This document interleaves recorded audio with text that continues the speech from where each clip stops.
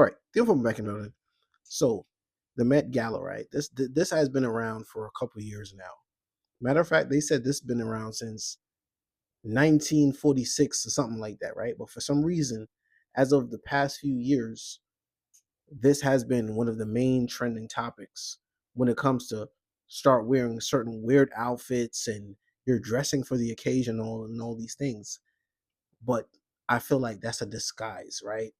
Because the Met Gala to me personally reminds me of the movie Eyes Wide Shut. Eyes Wide Shut is when they went to these balls and they were able to basically forget their regular identity and put these masks on and do the craziest things, right? And as we can see with the Met Gala, it's always somebody debuting their newest look.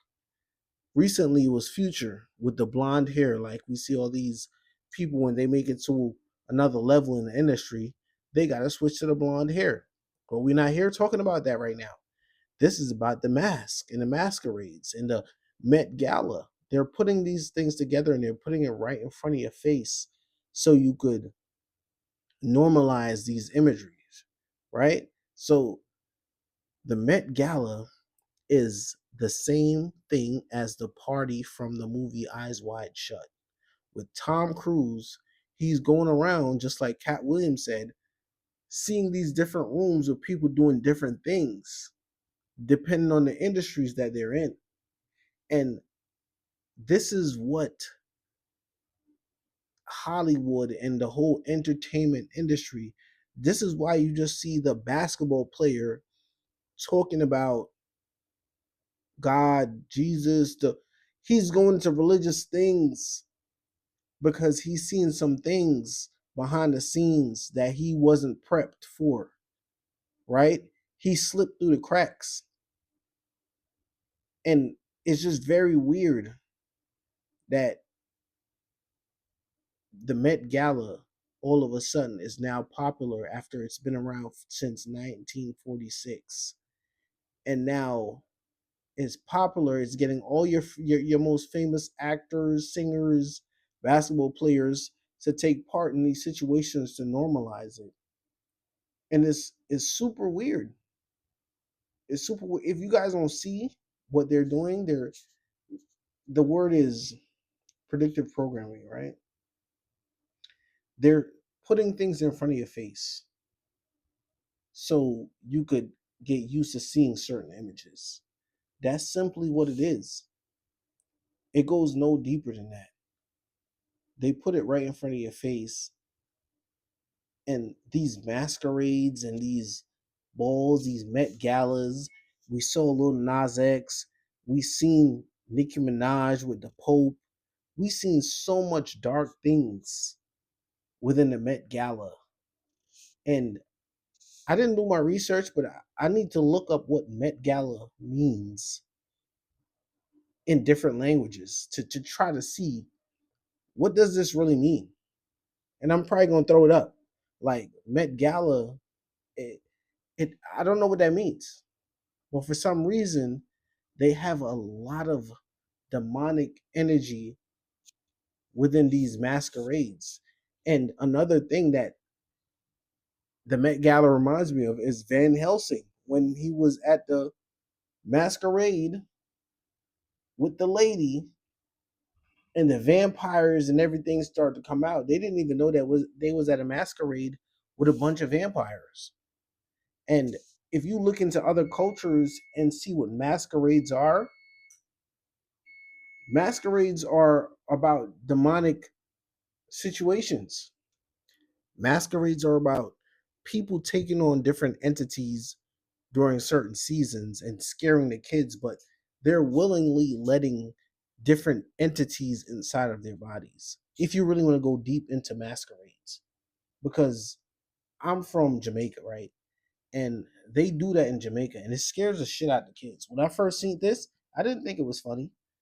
When these people with horns and looking like demons chasing you down and you a kid, that shit not funny at all. It kind of traumatizes you, right?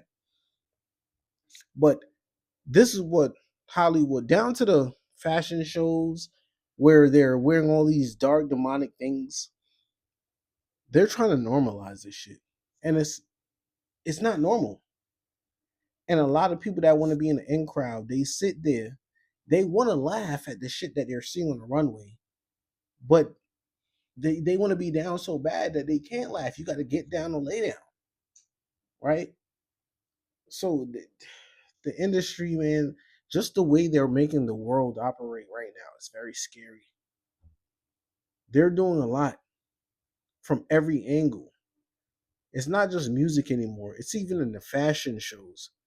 And somebody in the comments, forgive me, I forgot their name, but they were telling me that, yo, these things have been happening since the early 2000s within these fashion shows, but I just missed it. I wasn't paying attention to fashion shows and shit like that.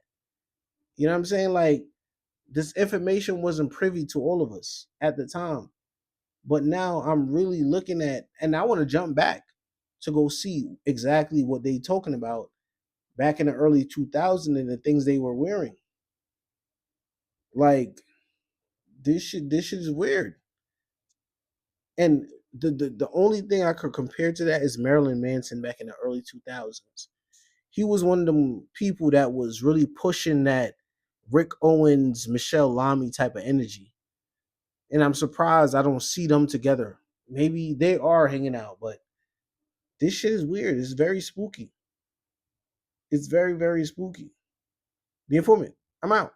So to the person that left this comment right here, AFXS, you're definitely right because I looked up Alexander McQueen runway show from back in the day and it definitely looks spooky. So it looks like Alexander McQueen was one of the godfathers of the dark imagery in the fashion industry because even right now compared to like Rick Owens or Balenciaga, it looked like Alexander McQueen still has the same effect with the red eyes, just demonic stuff, putting the cross with it's just dark. It's dark. We're not even gonna get into it too much with the details, but you're definitely right about the early 2000s had some dark images in these fashion shows as well. So shout out to you for that. AFXS.